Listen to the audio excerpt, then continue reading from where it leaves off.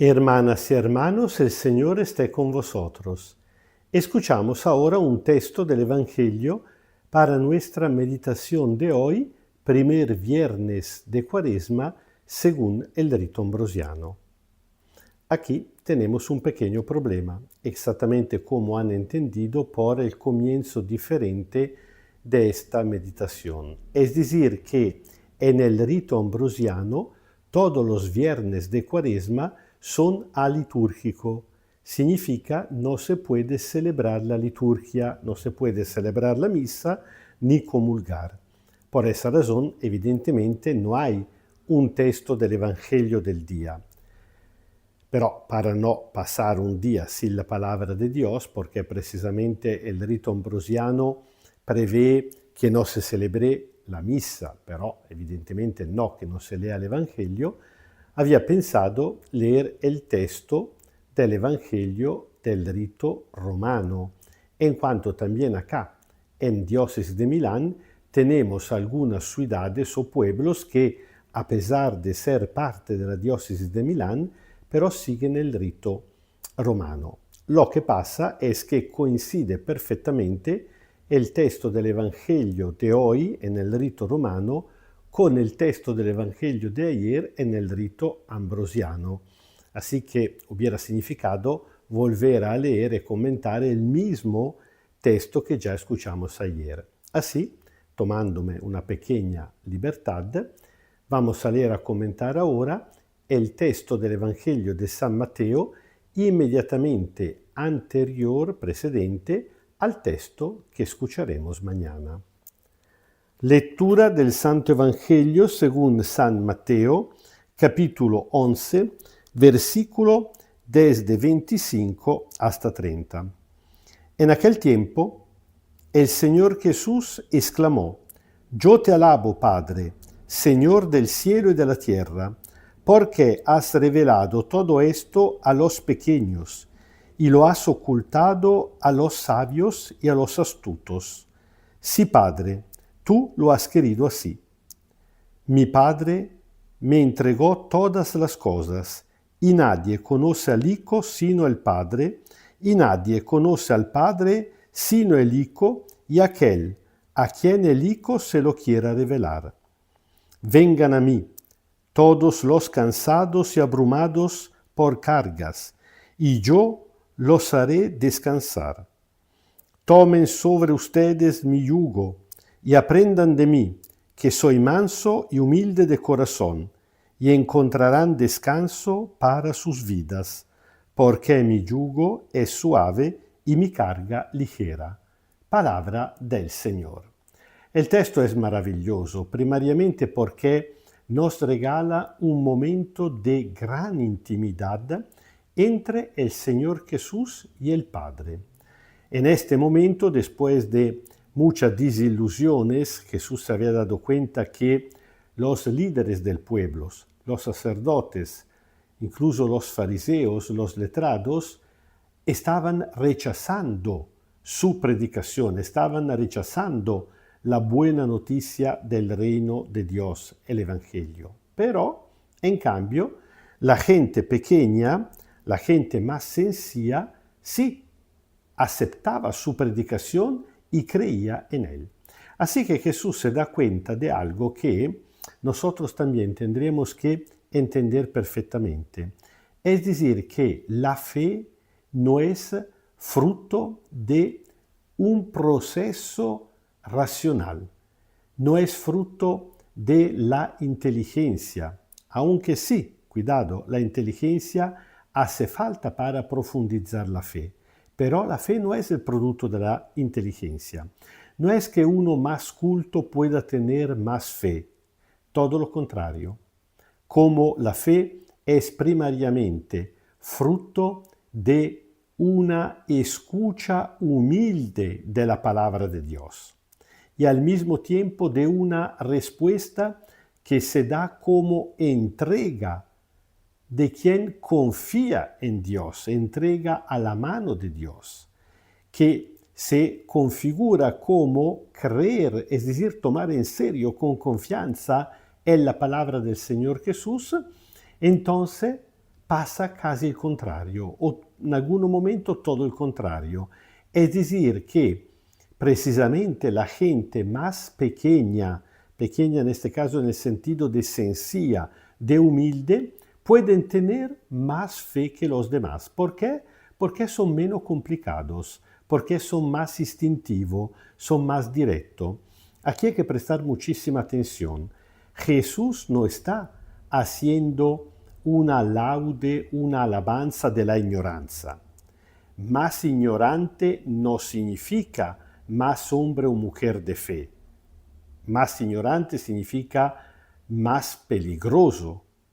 Claro, si uno pobrecito vive en una situación donde no tiene la oportunidad para estudiar, para profundizar, para rezar la palabra de Dios, Dios lo encontrará de manera diferente. Pero todos aquellos que tienen la oportunidad, de una manera o de la otra, de no solamente escuchar de vez en cuando, sino a diario, de profundizar, de escuchar explicaciones, de estudiar la palabra de Dios, tienen el deber de hacerlo, porque eso sí nos ayuda a crecer aún más en la fe. Pero cuidado, la fe y la inteligencia no son estrictamente ligados, como si uno por el simple hecho de tener mucha inteligencia, tener cultura, tenga algo más. Es decir, que para, por ejemplo, pensar en alguna grande figura, estoy pensando en este momento a un San Agustín, a un San Tomás de Aquino, entre los más grandes doctores de la ley, bueno, era gente que al mismo tiempo estudiaba, enseñaba, profundizaba, pero fueron realmente grandes en la fe, no por todo esto, sino por la humildad y la sencillez con la cual se pusieron frente a Dios y se entregaron a Él. Por eso Jesús alaba a Dios, por eso Jesús da un salto de gozo, porque se da cuenta que no hay ninguna condición preliminar humana por la cual uno pueda o no pueda llegar a creer en su palabra y por eso en Dios. Uno puede ser inteligente, sabio, tonto, humilde. Lo que hace la diferencia es precisamente la sencillez, la humildad del corazón. Yo diría la primera bienaventuranza, los pobres de corazón, los pobres de espíritu, que significa los que no están llenos de sí mismo, sino que tienen un corazón limpio, abierto, vacío, precisamente en el sentido que no están llenos de sí mismo, así que pueda encontrar espacio el mismo Dios. Y esta oración maravillosa nos da a entender cómo Jesús, cuando habla a nosotros, a los humanos, ¿de qué nos habla? Nos habla del Padre.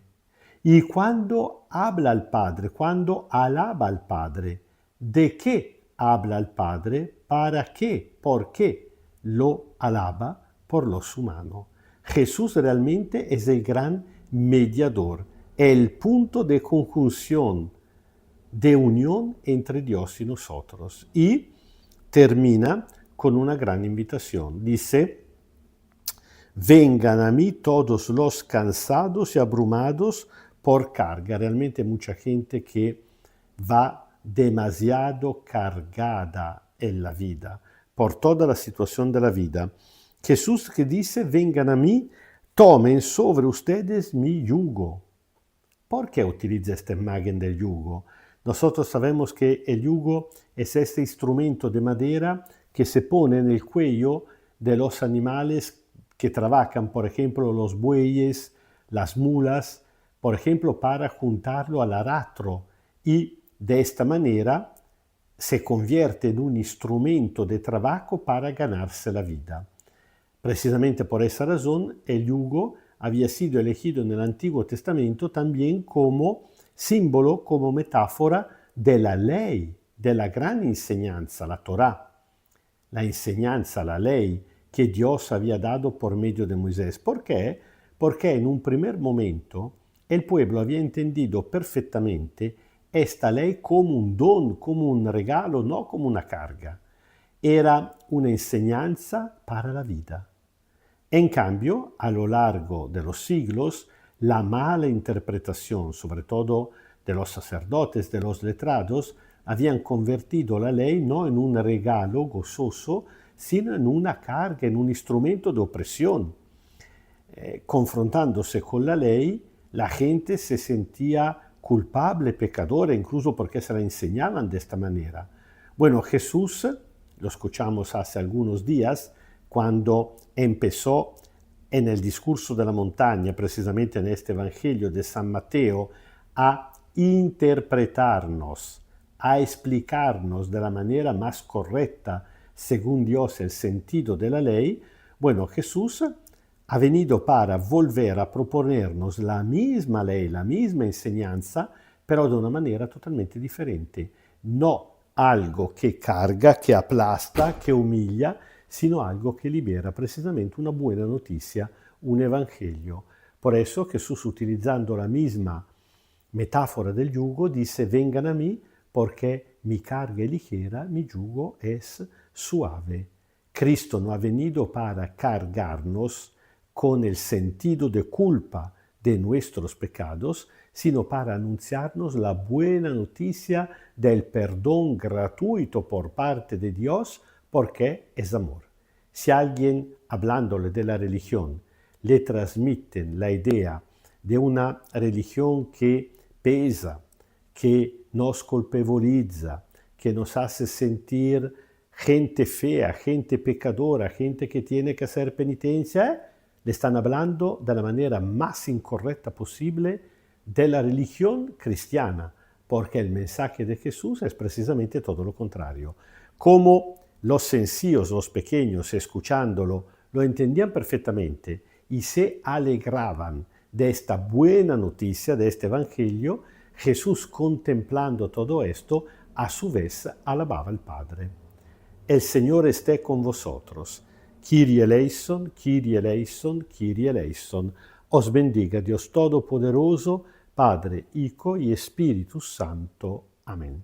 Y nosotros también tratamos de pensar, de encontrar a las cosas pequeñas, pero verdadera, auténtica, preciosa, que encontramos en nuestra vida, en las relaciones con los demás, para que nosotros también, a ejemplo del Señor Jesús, cada día, a pesar de todo el sufrimiento, a pesar de cualquier otra cosa, podemos verdaderamente y plenamente alabar al Padre.